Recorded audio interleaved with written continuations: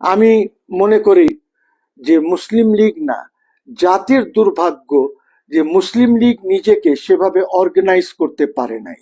মুসলিম লীগ যদি নিজেকে, সংগঠনটাকে যদি তারা মজবুত করত, বিকজ আমাদের তো এই পার্লামেন্টে, বাংলাদেশের জাতীয় সংসদে তো আমাদের 25 জন এমপি ছিল খান সবুর খানের নেতৃত্বে।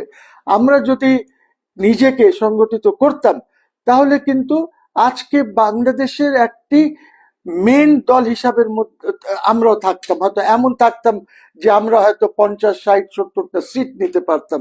কিন্তু সেটা হয় নাই। এটা জাতিরও দুর্ভাগ্য, এইটা আমাদের পার্টিরও দুর্ভাগ্য। আমি যখন থেকে এসেছি আমি এই পার্টিটাকে সাংগঠনিকভাবে অর্গানাইজ করার চেষ্টা করছি। এবং কেন?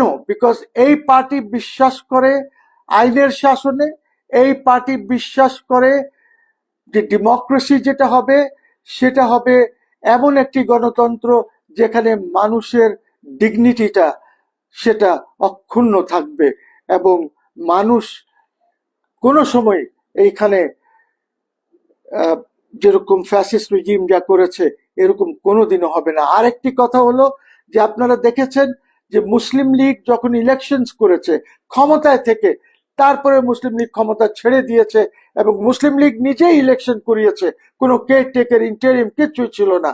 আমরা ওই ধরনের দল এবং সেটাই আমরা নিশ্চিত করব ইনশাল্লাহ।